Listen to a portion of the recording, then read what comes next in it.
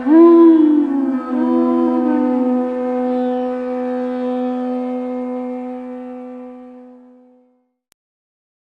Namo Bhagavate Vasudevaya.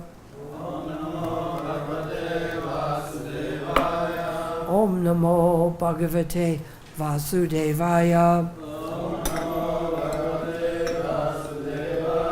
Om Namo Bhagavate Vasudevaya. So we are reading today from the 5th chapter of the Bhagavad-Gita, entitled Karma Yoga, Action in Krishna Consciousness. Action, not just an idea.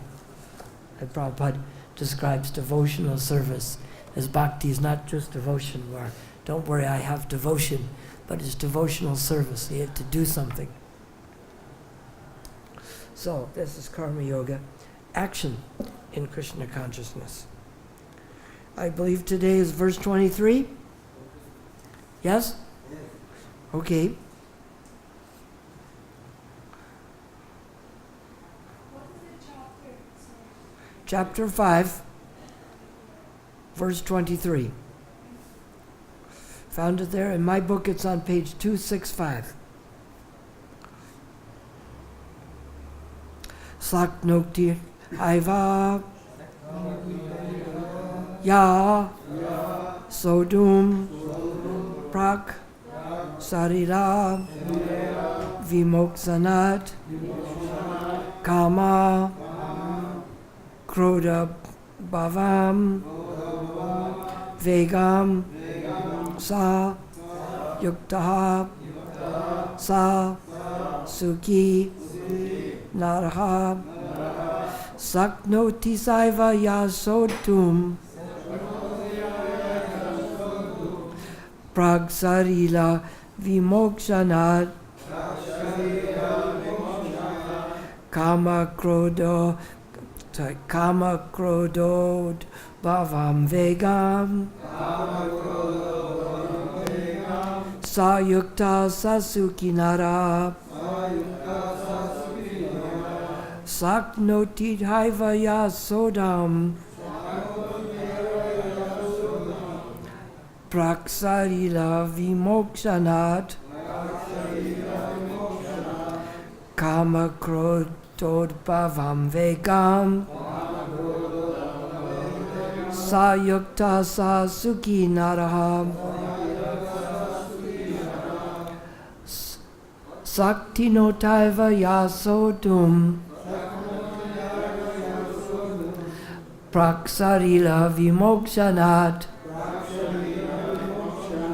Kama Krodod Bhavan Vegam Sayukta Sasuki Naraha. Word for word. Saknoti is able. Can someone ask them not to scream so loud out there? Can someone ask them not to talk so loud? Okay, so Saknoti Haiva. I'm sorry, Saknoti is able. Iha Eva, in the present body. Ya, one who. Sotum, to tolerate. Prak, before. Sarira, the body. Vimokshanat, giving up. Kama, desire. Krodha, and anger. Udbhavam, generated from. Vegam, urges. Sa, he. Yuktaha, in trance. Sa, he. Sukhi, happiness. Naraha, human being.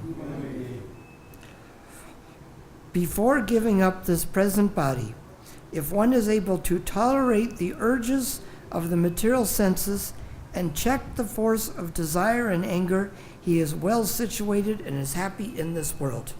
Let's repeat that. Before giving up this present body, if one is able to tolerate the urges of the material senses and check the force of desire and anger, he is well situated and is happy in this world. Raise your hand if you want to be unhappy. You want to be unhappy? No. Okay, this is happy in this world, so we want to be happy. Only one person wanted to be unhappy. You will come join us? Hare Krishna. You will join us? Is what? He wants to be happy. Oh, good, all right. Purport. If one wants to make steady progress on the path of self-realization, he must try to control the forces of the material senses. There are forces of talk, forces of anger, forces of mind, forces of the stomach, forces of the genitals, and forces of the tongue. One who is able to control the forces of these different senses and the mind is called Goswami or Swami. Such Goswamis live strictly controlled lives and forgo altogether the forces of the senses. Material desires, when unsatiated, generate anger, and thus the mind, eyes, and chest become agitated. Therefore, one must practice to control them before one gives up this material body. One who can do this is understood to be self-realized and is thus happy in the state of self-realization. It is the duty of the transcendentalist to try strenuously to control desire and anger. Text 24. Yo nata sukho natar aramas tatarantar jyotir evaya sa yogi brahma nirvanam brahma bruto adhigachati. Ya, one, who? Anta sukhaha, happy from within. Anta arama, actively enjoying within. Tata, as well as. Anta jyoti, aiming within. Eva, certainly. Ya, anyone. Sa, he, yogi, a mystic. Brahma nirvanam, liberation in the Supreme. Brahma bhuta, being self-realized.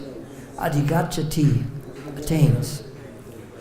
For one whose happiness is within, who is active and rejoices within, and whose aim is inward, is actually the perfect mystic. He is liberated in the Supreme and ultimately he attains the Supreme. Purport by Srila Prabhupada. Unless one is able to relish happiness from within, how can one retire from the external engagements meant for deriving superficial happiness? A liberated person enjoys happiness by factual experience. He can therefore sit silently in any place and enjoy the activities of life from within. Such a liberated person no longer desires eternal material happiness.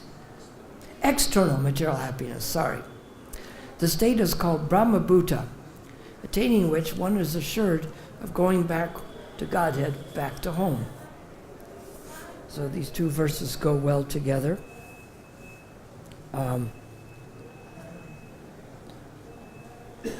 It shows the result. If we're willing to tolerate the material senses, then we'll be well situated and more happy in this world. We make steady progress because we see something that leads us to the next verse about being happy within and rejoicing within. Is Sankhya means counting, or the analytical study of what is matter, what is spirit, and who is the controller of both. And so when we look at these kinds of happiness, we look at this one here. It's described more again in the next verse. The happiness within, who is active and rejoices within, whose aim is inward, is actually the perfect mystic. He is liberated in the supreme. He's a perfect mystic when his happiness is. And in the Sanskrit, Brahmabhuta, it reminds us of the verse 1854, I think, in Bhagavad-Gita, where Krishna says, Brahmabhuta prasanatma nasoshati nakanchati samaha sarveshu bhuteshu mad bhaktim labhyate param. That when one attains this stage of self-realization, he has no more hankering and lamentation. And he becomes fixed in the supreme and has eternal happiness. So a lot of this goes by the modes of nature. He is free. Happiness within is in the mode of goodness, and even more spiritual goodness. But he's talking about hankering and lamentation. Hankering puts us in the future. This is a mode of passion. That's how we can tell. When we're in the mode of passion, we want to exploit. And we want to bring the future to the present. We can't wait for it. It has to be there now. We want more money. We want sex pleasure. We want to enjoy our senses very happily. And when we look at the happiness, at a quick glance, happiness is discussed later on in Bhagavad-Gita, in the 18th chapter, where Krishna says there's 3 kinds of happiness. So we tried to look at what is the best cost-to-value ratio in this. The mode of ignorance doesn't sound too good because it's poison in the beginning and it's poison in the end. Mode of goodness sounds better to our minds because mode of goodness is nectar in the end, but it's poison in the beginning. And we want it to be happy right now. So to our minds, the best one must be the pleasure in the mode of passion, correct? Is this correct? Because it's nectar in the beginning. So is that the best kind of happiness? Does it seem that way? Yes? Is it false advertising? Yes, it is. But it seems that way until we get caught in it.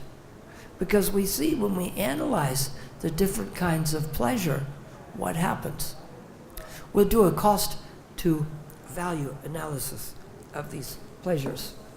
We have in the spiritual happiness, well, let's go from someone would always ask my father, how are things going? He said, should I start with the ridiculous and go to the sublime, or till the sublime bursts and go to the ridiculous? So we'll start with the ridiculous, with the difficult. The sense happiness, it thinks like you can get it right away. But then we have to look at the results. What are some of the results? It depletes us. It ruins our serenity. Plus, it's not always available. I says, come to here, and I will give you what you want on Wednesday. And you come today. I said, no, but not this Wednesday.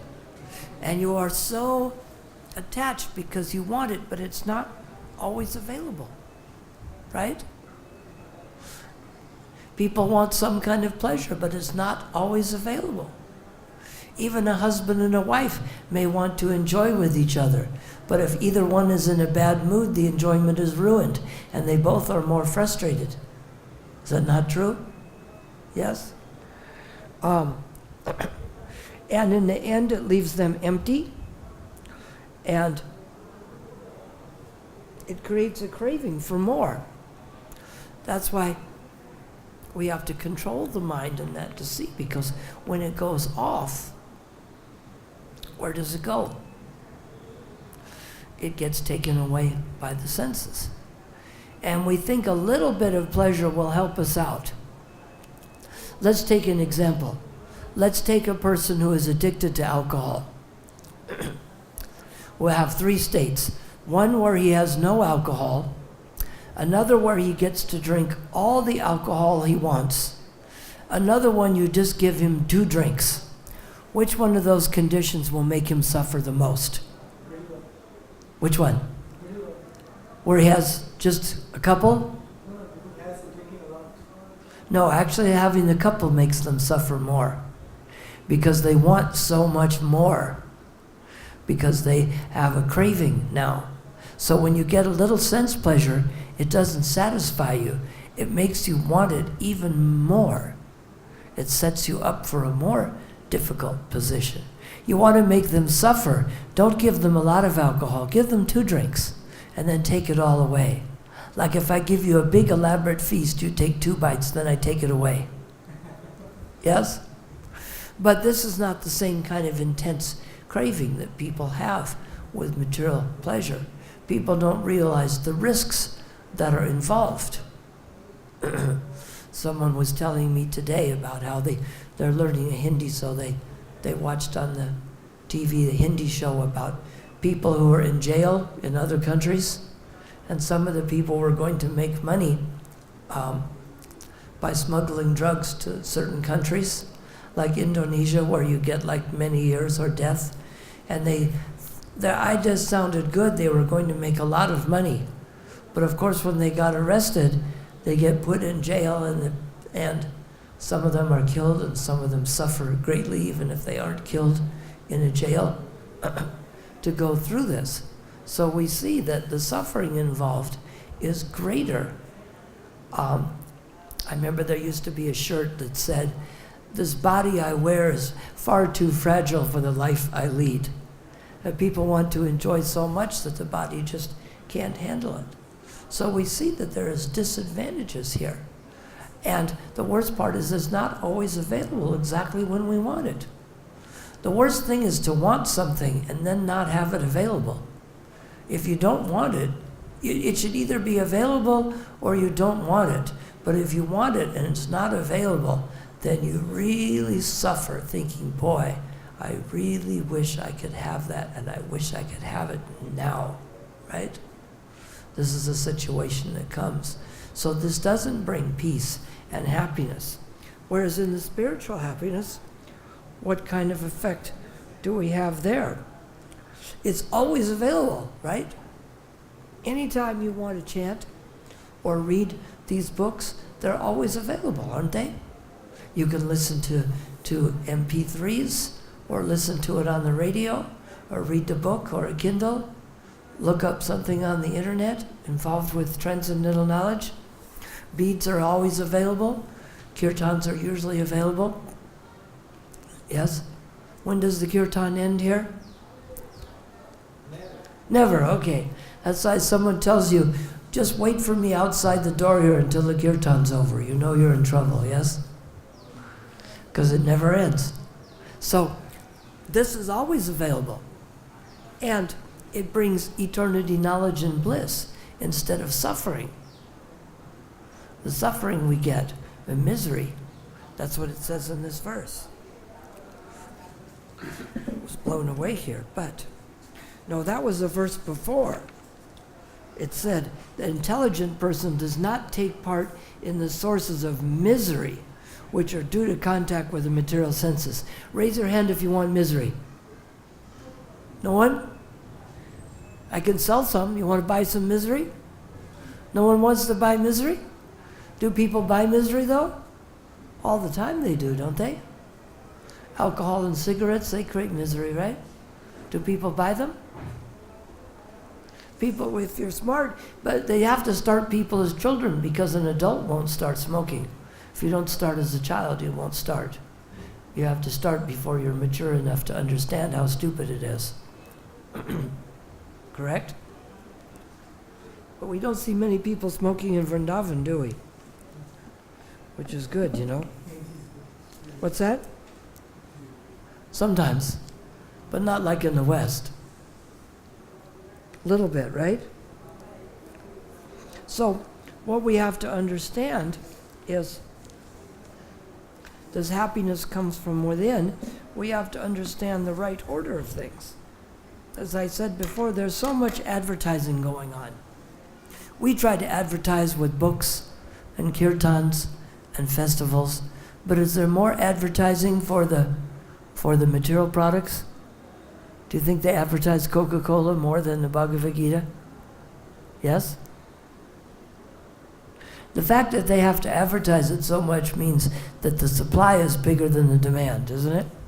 Because if they had a limited supply but there was a big demand, then you just sell it all. But he was reading a couple days ago in the morning, like the Pepsi-Cola and the Coca-Cola, they're useless products. But some people feel they really have to have them. I don't know why. They seem to have too much of a bite to them, don't they? They kind of sting when you drink them. That's what I remember. What is the big catch with it? Everyone else is drinking it? What is it that's everyone else is drinking it? They advertise, life's more fun with Coca-Cola. Is that right? That's what they say, right? It's funny, in America, they have a commercial on the TV about share your Coke with this friend, and each one drinks the Coke, and then the next advertisement talks about get your teen vaccinated for some kind of a meningitis because they can get it by passing saliva, like by giving sharing the bottle with each other, and they could die within 24 hours. So it seems like, wouldn't it be better just not to share the bottles and do the kissing and the things that might spread this, because they could die within 24 hours? And they said if you had one vaccination, that's not enough, you need to get a second one. So many times the solution is worse, the material solution is worse than the problem. People have problems and they turn to a solution which is even worse than the original problem. People feel frustrated, obvious solution, you go get drunk, right? But now is that worse than the original problem? And then they get in some kind of fight or some kind of trouble, get in a car, hurt themselves, or go to jail. Now is that even worse? It goes worse. Just like Krishna says in the 2nd chapter, that while contemplating the objects of the senses, one develops attachment from them. From attachment, lust arises. From lust, anger develops. From anger comes delusion. From delusion comes bewilderment of memory. When memory is bewildered, one's intelligence is lost, and one's intelligence is lost, he falls to the material pool. Does this sound like it's getting worse or better? Worse, right? So better to cut it off, right? Earlier.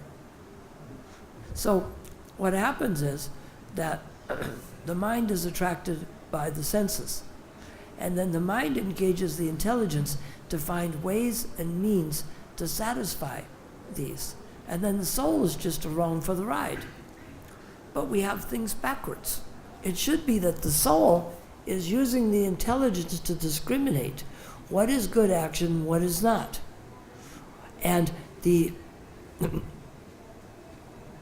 intelligence is like the driver, and the reins are like the mind, and the horses are like the senses.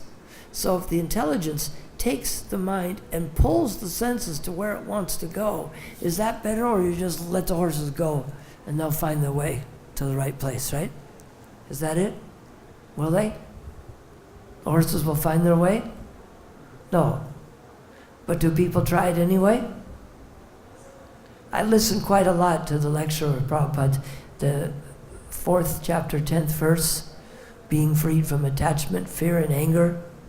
Vita raga bhaya krodha, that being freed from attachment, fear, and anger. Many persons have, are being fully absorbed in me and taking refuge in me. Many persons in the past have become purified by getting knowledge of me and thus attained transcendental love for me. So by being freed from this attachment, fear, and anger. But it's a process. We have to learn how to pull the mind and the senses away. So what we have to remember is that that we never give up. Some people are not as perfect as others. And unfortunately, we find in Krishna consciousness that when some people have difficulty, they just go away. Now maybe you can't be like one of the Swamis, but you can still be engaged in Krishna consciousness every day, and wherever you're at, you can try to improve that condition. Think, wherever I'm at, let me improve what my condition is. I can always do a little better than yesterday. How can I improve this condition? How can I see that I'm going to get happiness within, and this is going to be the best happiness. When we see this, we become happy, joyous, free, and get eternity, knowledge, and bliss. So that's why we say we're practicing Krishna consciousness. Which of you has Krishna consciousness perfectly done? None of you? We're still practicing to do better, yes? Is it not true? So we have to make a practice of it. And we have to remember that no matter how good I did yesterday, I still have to do today. And no matter how badly I did yesterday, I still have to do today. My father once asked me, can you chant like 32 rounds today, and that way you don't have to chant tomorrow? You can do that, right? Is that it? What you do is on Monday, you just sit down and you eat like 48 chapatis, and you chant 112 rounds, and then you don't have to eat or chant for the rest of the week, right? Does that work out? Or you would be craving both eating and chanting. Is that how many rounds we chant in a week? Is it 112? 7 times 16 is what? 112. So we just chant 112 one day, we don't have to chant the rest of the week? Is that it? Like if you chant on 64 rounds on Ekadasi, then you don't have to chant the next 3 days. Chanting's like breathing. They're both important, but you don't have to do them every day, right? Is that right? No? Can't you skip a couple days breathing? If you breathe for like 20, 30, 40, 50 years, can't you just skip one day? You can't? You're sure? Some people do. What happens to people who skip breathing for a day? What happens to them? What happens? They die? How quickly do they die? Like after an hour or two? What? No, not 2 minutes. Maybe like you could hold your breath for 5 minutes, maybe 7. But not much beyond that. Right? You don't die in 2 minutes, right? You don't try to put a bag over your head and see what happens with. Some people kill themselves that way. They put a bag over their head. But the people who kill themselves, they must not be experiencing this happiness within, are they? Yes? But they call that, we're unhappy. We can change that, because that unhappiness is just a temporary problem. And the suicide, they call that a permanent solution to a temporary problem. Someone's unhappy, so they just kill themselves. But what we have to realize is this happiness within is possible. And even if we're not getting as much as others, we try this. And this is why we concentrate on it. The brain has a thing called a reticular regulator. Does anyone know what that is? What it does is you let it know what's important. So if I'm chanting and I'm thinking about it intently, if I drunk a lot of water and I have to pass water, the brain says, okay, that can wait because the concentrating on the chanting. And okay, the computer can wait, those things. But they go, let me check the computer now. Then you check the computer, then I immediately have to go pass water. Because the brain was saying that the chanting is important. You need to concentrate on it. But as soon as you stop concentrating, all the other things come. So what's good to do is you make a time for things. When do I do the computer? Like tomorrow I have to be on at 7:30 to FaceTime my granddaughter in America, but I'm not going to do it first thing. First thing I'll wake up, do a little chanting before I go to Mangal Artik, concentrate on the Mangal Artik. That's why if we're concentrating on sound vibration, then we get more potency out of it. It's like watering the plant of devotion. If you put the water right on the plant, it's going to be better than trying to throw it from way across the room. You'll still get some, but it won't be quite as good. And that's why when we're chanting japa or doing the kirtan, it's better not to talk to each other. We pick a time later when we're done with chanting, and then we sit down and talk with each other about whatever it is we have to talk to. So we have to prioritize the time. But when we're chanting, that's why it's better to chant and not being Hare Krishna, Hare Krishna. What are you doing tomorrow? Hare Ram, Ram Ram. I wonder what's on the email now. You know, there may be a time you need to check those, but not when you're doing the rounds. We must do the appropriate thing at the time, because then we enjoy that happiness within. Right? It's just like if you're trying to stay out of the rain because the dryness is inside. Every time you go outside, you get wet. So we're trying to stay out of this wetness of material nature and enjoy the happiness within. So we try to stay within. And if we're not perfect at this, we just keep trying. Krishna will help us. Right? Why didn't Mukunda Datta say, try your best and Krishna will do the rest? Because Krishna can come along with his mercy. We're reading in the story about Gajendra. It may not have come right away, but when he came, he chopped off that crocodile's mouth.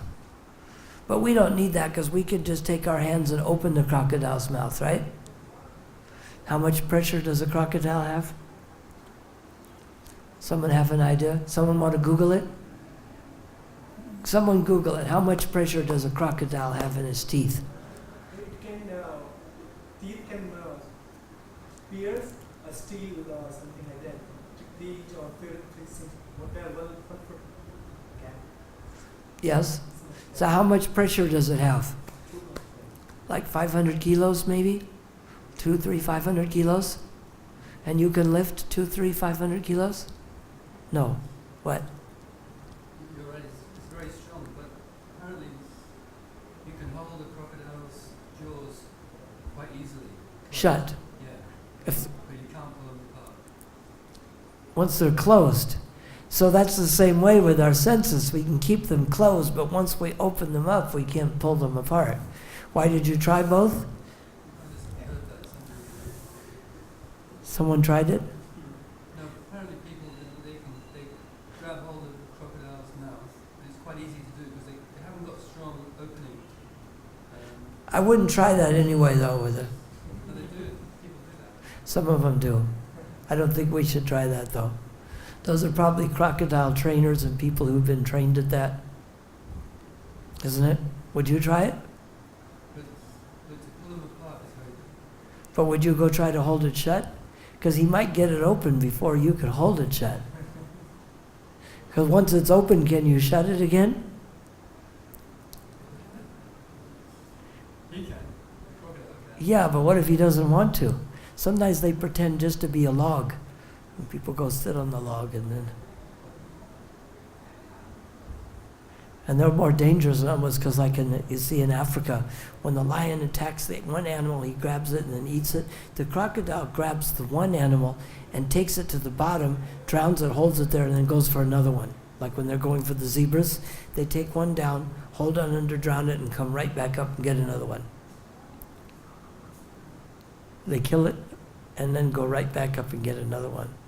So we have to stay out of the clutches of this material nature and try to enjoy this happiness from within that's being talked about here. That this is where the real pleasure is. And the good part is that it's always available. And the only thing that's holding us back are our impediments, our obstacles. Rohini was saying in the class this morning that Prabhupada says, you follow my instructions, I will kick these obstacles away, right? Because we find certain things, like we went back to the person who was having problem with the alcohol. How do you stop yourself from getting drunk? What's the best way? By only having 2 drinks or by having no drinks? No drinks. Because the person that has 2, what do they think? That works so well, I'll have 2 more, right? And then I'll have some more, right? So that's why the things have to be stopped in the beginning. And yet people try to prove these things to be untrue, even though they've already proven to themselves that it is true.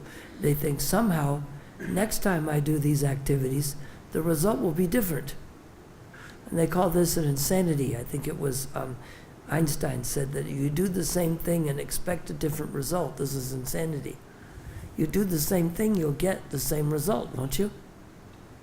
Isn't that logical? So if we're chanting and it made us feel happiness inside, wouldn't it work that way again?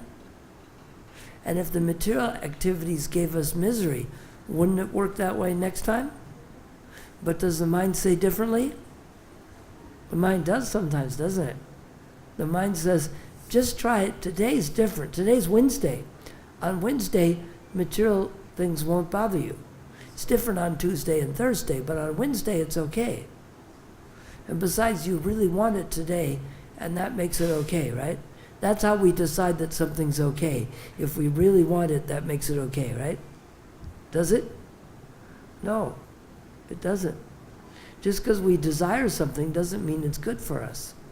So we have to understand through Shastra what is good for us and what will bring us happiness from within. Are there any questions or comments about this? You want to share your happiness from within? If I had some. You must have some.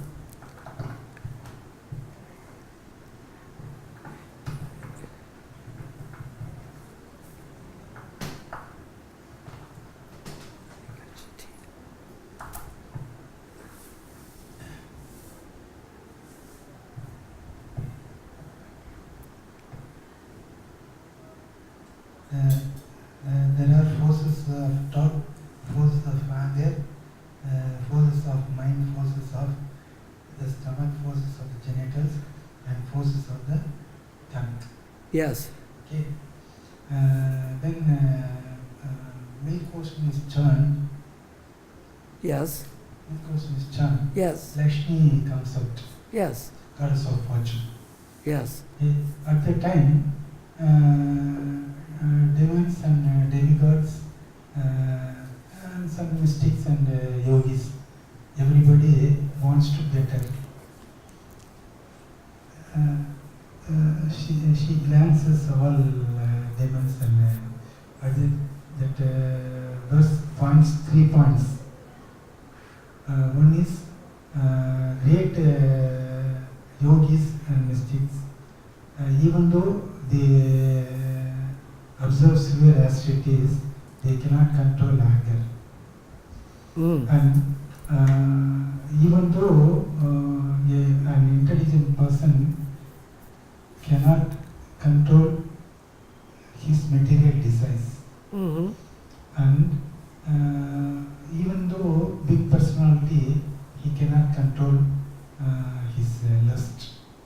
So 3 points that was notes. So it is very difficult to control anger.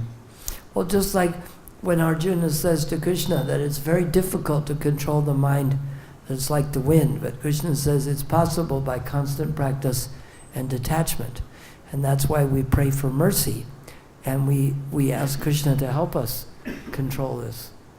That's the key there.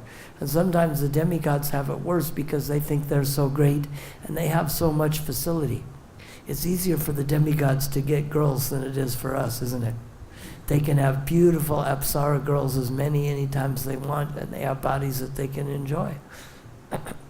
But that doesn't make them exempt from being attached materially.